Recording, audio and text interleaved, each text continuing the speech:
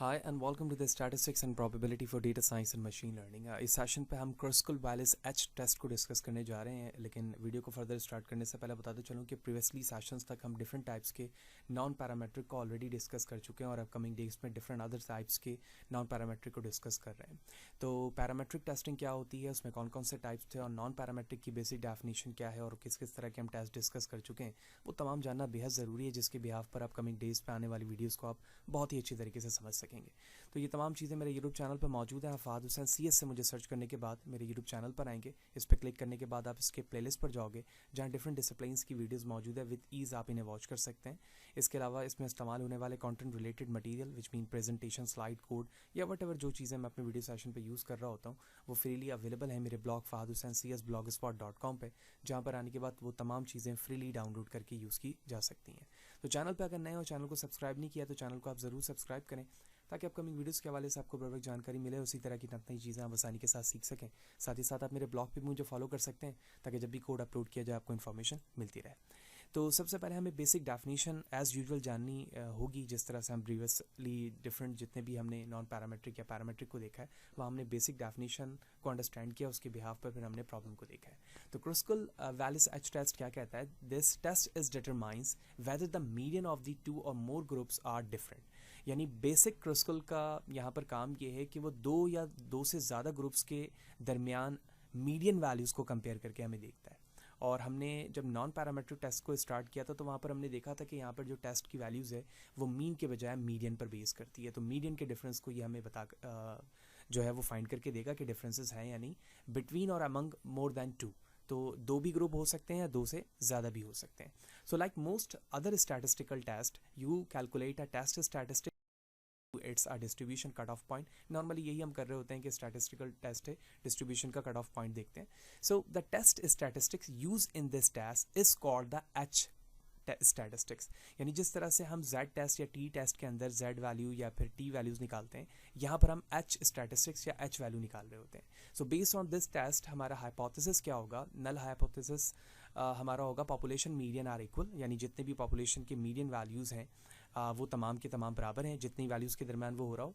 जबकि अल्टरनेटिव हमारा होगा population median are not equal, ठीक है, जिसको हम इक्वल इस तरह और नॉट इक्वल को इस तरह से रिप्रेजेंट कर रहे होंगे। Further, the Kruskal Wallace test will tell you if there is a significant difference between groups or not। यानी इसके ज़रिए से हमें significance difference का पता चल रहा है। और अगर मैं इसे उन टेस्ट से कंपेयर करूं जो कि अल्टरनेटिव टेस्ट पर होता है, यानी जब हम नॉन पैरामेट्रिक को देखते हैं तो उसके साथ पैरामेट्रिक को भी देख रहे होते हैं कि वो किस पैरामेट्रिक से वेरी कर रहा होता है या उसकी कुछ वैल्यू मैच कर रही होती है। तो जो वन वे अनोवा है वो ये इसके साथ मैच कर रहा होता है। हमने देखा है वन वे अनोवा में कि हमारे पास वन फैक्टर वेरिएबल मौजूद होता है, जबकि क्रस्कल वैलिस बिल्कुल वन वे अनोवा की तरह काम करेगा। लेकिन हम जानते हैं कि जब हम नॉन पैरामेट्रिक की बात करते हैं तो वो डिस्ट्रीब्यूशन फ्री यानी नॉन नॉर्मल डिस्ट्रीब्यूटेड वैल्यूज़ की तरफ से आ रहा होता है। यही वजह है कि वो नॉन पैरामेट्रिक के अंदर मौजूद होता है। तो इस बेस पर जो हमारी H वैल्यूज़ यानी H स्टैटिस्टिक फाइंड होगी वो बाय यूजिंग दिस फार्मूला होगी 12 divide by capital N। Capital N का मतलब ये है कि ओवरऑल जितने भी आपके पास सैम्पल काउंट मौजूद है, अगर 2 है तो दोनों का सम, 3 है तो तीनों का सम, वो N यहाँ पर कहलाएगा। जबकि R1 जो है वो हमारे पास रैंक यानी फर्स्ट कॉलम की या फर्स्ट रॉ की जितनी वैल्यूज़ है उनके रैंक की सम का स्क्वायर, ठीक है। जबकि N उस ग्रुप का, सिर्फ उस ग्रुप का काउंट होगा। तो जितने भी आपके पास कैटेगरीज है, 2 है, 2 से ज़्यादा है, उस तमाम वैल्यूज़ को आप यहाँ पर ऐड करेंगे N तक।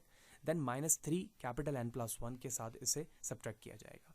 सो एट लास्ट जब हम किसी भी तरह की टेस्ट यहाँ पर हमें कुछ टेबल की ज़रूरत होती है, जिस तरह से फॉर एग्जांपल हम काई स्क्वायर कर रहे होते हैं या फिर दूसरे पैरामेट्रिक कर रहे होते हैं Z वैल्यूज़ के लिए Z टेबल, T टेस्ट के लिए T टेबल पे जा रहे होते हैं। तो क्रस्कल वैल्यूज़ H टेस्ट जो है वो काई स्क्वायर डिस्ट्रीब्यूशन को यूज़ करता है या काई स्क्वायर टेबल को यूज़ करता है। तो for small sample not less than 5 H is approximately distributed at the chi square. तो जब अगर हमारा स्मॉल सैम्पल होता है बट नॉट लेस देन 5 तो उसके लिए हम काई स्क्वायर डिस्ट्रीब्यूशन को यूज़ कर रहे होते हैं K-1 के साथ। जबकि डिग्री ऑफ फ्रीडम निकालने के लिए म्यू बराबर होगा K-1। तो K-1 का मतलब है कि जितने भी आपके कॉलम्स नेम होंगे, यानी 5 है तो 5-1, 3 है तो 3-1 के बेस पर हम काई स्क्वायर की वैल्यूज़ देख रहे होंगे। यानी फॉर एग्जांपल हमारे पास काई स्क्वायर की वैल्यूज़ क्वेश्चन में दी जाती है 0.05 which mean 5% of level of significance. तो based on the value of the factor, जितने भी फैक्टर आपके पास मौजूद है उससे आप 1 माइनस करके यहाँ पर लिखेंगे। जैसे 3 होगा तो 2 आ जाएगा, तो मैं 2 लिख देता हूँ। इस बेस पर हम वैल्यूज़ देखेंगे कि जो भी वैल्यूज़ आ रही होगी वो यहाँ पे लिखा जाएगा और कैलकुलेटेड वैल्यू से कंपेयर करके फिर हम देखेंगे कि हम अपने नल हाइपोथेसिस को एक्सेप्ट कर पा रहे हैं या फिर रिजेक्ट कर पा रहे हैं। तो ये बेसिक डेफिनेशन हो गई। अब कुछ एजम्पशंस देखते हैं क्रॉसिकल वैल्यूज़ की क्या एजम्पशन होती है। The number 1 is one independent variable with 2 और मोर लेवल इंडिपेंडेंट ग्रुप, यानी आपके पास वन इंडिपेंडेंट वेरिएबल होगा जिसमें 2 या 2 से ज़्यादा लेवल इंडिपेंडेंट ग्रुप्स के होंगे। The test is more commonly used when you have 3 or more level. ठीक है, ये बड़ा इंपॉर्टेंट कॉन्सेप्ट है। 3 या 3 से ज़्यादा जब आपके पास लेवल होंगे तब आप इसको प्रेफर कर रहे होते हैं, जबकि आपके पास अगर 2 लेवल्स की चीज़ें होती हैं, जैसे हमने प्रीवियस एग्जांपल या प्रीवियस सेशन पे भी देखा हुआ है, मैथ विटनी यू टेस्ट को हमने वहाँ पर इस्तेमाल किया था, तो उसे इस्तेमाल किया जाएगा। लेकिन अगर 2 से ज़्यादा यानी 3 या 3 से ज़्यादा है तो हम क्रॉसिकल वैल्यूज़ को फॉलो करेंगे। डेटा वेरिएबल के हवाले से फर्दर बात करें तो ऑर्डिनल स्केल, रेशियो स्केल और द इंटरवल डिपेंडेंट वेरिएबल्स इसके अंदर मौजूद होंगे। Third, your observation should be independent, there should be no relationship between the member in each group or the between group, कोई भी रिलेशन नहीं होगा मेंबर्स के अंदर भी और ग्रुप्स के दरमियान भी। And the last assumption is all group should have the same shape of the distribution, यानी जितने भी ग्रुप होंगे उनके डिस्ट्रीब्यूशन का शेप जो है सबका सेम होगा। तो based on this 4 assumption and basic definition, now we are going to move the problem समझते हैं। So a shoe company want to know if 3 groups of the worker have different salaries। एक shoe company है जो ये मालूम करना चाहती है by using a क्रॉसिकल वैल्यूज H test कि जो 3 groups of the workers हैं उनकी different salaries मौजूद है।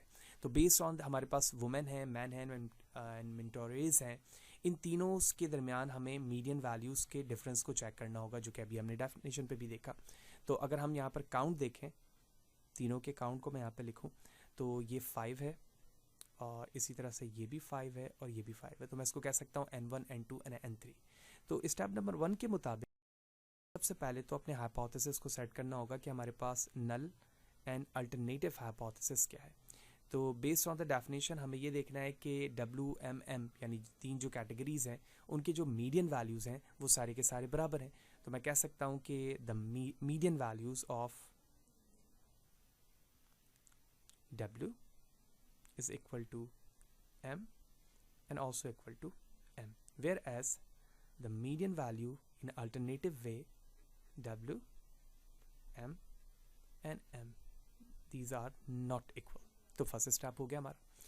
सेकंड स्टेप के अंदर हमें जितनी भी वैल्यूज़ मौजूद है उन्हें असेंडिंग ऑर्डर में लिखना होगा, यानी वुमेन की और मैन की और मेंटोरियस की जितनी भी वैल्यूज़ हैं उन तमाम को मैंने असेंडिंग ऑर्डर में यहाँ पे लिख दिया। तो ये फर्स्ट वैल्यूज़ की जो कॉलम है इसमें तमाम पे वैल्यूज़ लिख दी। अब हमें बेस्ड ऑन द वैल्यूज़ यानी मिनिमम टू मैक्सिमम रैंकिंग देनी है। तो रैंकिंग देने के लिए मैंने इस कॉलम को यूज़ किया, 90 तक की तमाम वैल्यूज़ मैंने असेंडिंग में लिखी और फ्रॉम 1 टू ऑनवर्ड तमाम वैल्यूज़ की रैंकिंग देख ली। तो रैंकिंग अगर सेम वैल्यूज़ आ रही होती तो वहाँ पर हम दोनों वैल्यूज़ के रैंक को ऐड करते और डिवाइड करते 2 से और उन्हीं वैल्यूज़ को लिख रहे होते। ये सारी रैंकिंग की एग्जांपल हम प्रीवियसली डिफरेंट नॉन पैरामेट्रिक में करते आ रहे हैं, ठीक। लेकिन इस वक्त एग्जांपल्स में जो हमारे पास वैल्यूज़ थी उसमें कोई सेम वैल्यूज़ रिपीट नहीं हुई हैं, यही वजह है कि तमाम यूनिक्स यहाँ पर रैंक आ गए। तो स्टेप 2 में हमने रैंक निकाल लिया। अब हमें इंडिविजुअली हर एक कैटेगरीज में स्टेप नंबर 3 पे उनके रैंक वैल्यूज़ का सम निकालना है। तो कैटेगरी 1 ये रहा, कैटेगरी 2 और कैटेगरी 3, तो जितनी वैल्यूज़ थी वो मैंने यहाँ पे लिख लिया कैटेगरी 1 की, ठीक है। ये 1 की वैल्यूज़ तमाम हो गई, ये सेकंड की हो गई और ये थर्ड की हो गई। अब इन तीनों कैटेगरीज में जो रैंक है यानी 23, 41, देखें ये 23 ये रहा, 41 ये रहा, ठीक है, 54 ये रहा, 66 ये रहा और 90 ये रहा। तो जितने मैंने डॉट लगाए इनके रैंक, तो ये रहा 2, 6, 9 एंड 15, देखें 2, 6, 9, 12 एंड 15, इन तमाम वैल्यूज़ के रैंक को मैंने लिखा और उन रैंक का सम निकाल दिया। तो जब मैंने रैंक का सम निकाला तो ये हो गया R1। इसी तरह मैंने सेकंड के लिए किया तो 56 आया, ये हो गया R2 और थर्ड के लिए किया तो ये आ गया R3, ठीक है। तो तमाम वैल्यूज़ यहाँ पर फाइंड हो गई। स्मॉल n की वैल्यूज़ यहाँ पर आ चुकी है, तो स्मॉल n1, स्मॉल n2 और ये स्मॉल n3 की वैल्यूज़ हो गई। अब सिर्फ एक अननोन वैल्यूज़ रह गई, वो है capital N। So capital N is equal to the sum of the all small n values, which mean N1, N2 and N3। तो मैं कह सकता हूँ कि capital N is equal to nothing but 15। तमाम वैल्यूज़ फाइंड हो गई। H statistics के लिए हम इस फॉर्मूले में तमाम वैल्यूज़ को प्रोडक्ट करेंगे and then we find the H values. तो सबसे पहली वैल्यूज़ हमारे पास आ गई 12 को डिवाइड किया जाएगा n से, तो n हमारे पास है 15, जबकि +1 के साथ ये हो जाएगा 16, डॉट का मतलब है मल्टीप्लाई और ये मल्टीप्लाई का साइन मैं यहाँ पे यूज़ कर रहा हूँ। R1 का है 44 का स्क्वायर। तो 44 का अगर मैं डायरेक्टली स्क्वायर यहाँ पे कर दूँ तो ये हो जाएगा 1936, जबकि n हमारे पास है 5n1 प्लस R2 का स्क्वायर यानी 56 का स्क्वायर करूँ तो ये हो जाएगा 3136 डिवाइड बाय 5, क्योंकि n2 भी 5 है। 20 का स्क्वायर करें तो ये हो जाएगा 400 डिवाइड बाय 5, इसको हम ब्रैकेट में कर लेंगे। Then minus 3 dot which mean multiply n plus 1 का मतलब है 16, राइट। तो सिंप्लीफाई करूंगा तो ये हो जाएगा 12 डिवाइड बाय 240। यहाँ पर अगर मैं डायरेक्ट एलसीएम लूँ तो एलसीएम लेने से नीचे वैल्यूज आ जाएगी 5 और ये तमाम वैल्यूज ऐड हो जाएंगी। तो मैं यहाँ पे 5 लिखूंगा, ब्रैकेट बनाऊंगा और ये हो गया 1936 plus 3136 plus 400 bracket close minus 3 multiply by 16 that is equal to 48। तो ये हो गया 12 डिवाइड, ये डायरेक्ट वैल्यूज इनसे मल्टीप्लाई हो रही है तो सबसे पहले तो मुझे ऐड करना होगा। तो ये हो गया 12 डिवाइड बाय 240 मल्टीप्लाई बाय, ये तमाम वैल्यूज ऐड होंगी तो ये हो जाएगा हमारे पास 5472 डिवाइड बाय 5 माइनस का 48। ऑनवर्ड आगे चलते हैं। तो मैं 5472 को जब 12 से मल्टीप्लाई करूंगा so the value will be 65664 whole divide by 240 multiply by 5 करूंगा तो ये हो जाएगा 1200। जब आप इन वैल्यूज़ को डिवाइड करेंगे, सॉरी माइनस का 48 भी है यहाँ पर, ठीक है। तो जब इस वैल्यू को 1200 से डिवाइड किया जाएगा तो दैट्स विल बी 54.72, फिर से माइनस किया जाएगा 48 और जैसे ही हम माइनस करेंगे तो जो हमारे पास एच स्टैटिस्टिक्स की वैल्यूज आएगी 6.72। here we go, ये आ गई हमारे एच स्टैट्स की value. So by using the approach of the degree of the freedom, तो हमारे पास 3 कैटेगरीज थी।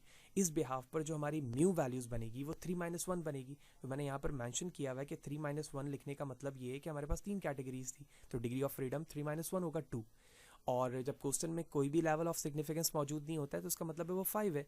तो इसका मतलब ये हुआ कि जो काई स्क्वायर से मैं वैल्यू लूँगा वो लूँगा 0.05,2, ओके इट्स अ 0। तो ये अगर मैं टेबल पर जाकर देखूं तो इसकी वैल्यू आएगी 5.99। ये क्वेश्चन में गिवन होता है वगरना टेबल दी जाती है, जो कि मैंने यहाँ पर मेंशन किया हुआ भी है कि क्रिटिकल काई स्क्वायर वैल्यू जो है ये आ रही है। अब अगर मैं अपने एच स्टैटिस्टिक्स को देखूं तो ये एच स्टैटिस्टिक्स हमारे काई स्क्वायर के टैबुलेटेड बड़ी है। तो मैं यहाँ लिखूंगा 6.72 that is greater than 5.99. So therefore based on this मैं ये कहूँगा कि मैं H नॉट को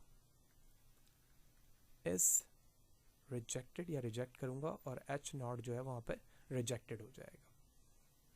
तो इस तरह से हमने देखा कि क्रुस्कुल-वैलिस H टेस्ट क्या है, किस तरह से इसमें क्वेश्चन आते हैं, बेसिक डेफिनेशन क्या है। इसके बाद फिर हमने एजम्पशंस देखी, एजम्पशन के बाद क्वेश्चन को अंडरस्टैंड किया, रैंकिंग के लॉजिक इस्तेमाल की, एच स्टैटिस्टिक की तमाम वैल्यूज पुट की। जब वैल्यूज़ आ गई तो हमने कंपेयर किया टैबुलेटेड कैलकुलेटेड वैल्यूज़ को, और बेस्ड ऑन दिस वैल्यू हमने एच नॉट को यहाँ पर रिजेक्ट कर लिया। इसका मतलब ये है कि जो तीनों कैटेगरीज की सैलरीज़ हैं उनकी मीडियन वैल्यू डिफ़र होगी, सेम नहीं हो सकती। तो इस तरह से हमने इस सेशन पे इस कॉन्सेप्ट को क्लियरली समझा। फिर भी अगर कोई सवाल है, कोई चीज़ समझ में नहीं आई है, कमेंट सेशन पे ज़रूर पूछें, कोशिश करूँगा सवाल जवाब दे सकूं। वीडियो अच्छी लगी तो लाइक करें, ज़्यादा लोगों को शेयर करें, क्योंकि नेक्स्ट सेशन पे जाएंगे तो हम मूड मीडियंस टेस्ट को देखेंगे नॉन पैरामेट्रिक में, वो क्या है और वो किस तरह से वर्क करता है। तो चैनल को आप ज़रूर सब्सक्राइब करें, साथ ही साथ आप मेरे ब्लॉग भी मुझे फॉलो करें ताकि जब भी कोड अपलोड हो आपको इन्फॉर्मेशन मिलती रहे और इसी तरह की नई चीज़ें आप आसानी के साथ सीख सकें। सी यू देयर।